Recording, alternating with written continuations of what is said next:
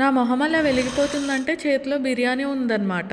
మా తమ్ముడు కొనిచ్చాడు బాదాం మిల్క్. సగం తాగిన తర్వాత బిర్యానీ తినాలని గుర్తొచ్చింది. మిగిలింది ప్యాకింగ్ చేయించాను. అందరూ రిటర్న్ హైదరాబాద్ వెళ్ళిపోయారు. నేను వాడే మిగిలాను. బిర్యానీ అయితే 130 రూపీస్. ప్యాకింగ్ అయితే ఇలా పేపర్లో చేశాడు. ఒక చిన్న ముస్లిం షాప్ లో తీసుకున్నాము. అందుకే ఇలా పేపర్లో ఇచ్చాడు. కాస్ట్ కూడా చాలా తక్కువ. ఓపెన్ చేయగానే రైస్ అయితే చాలా బాగుంది. స్మెల్ అయితే అదిరిపోయింది.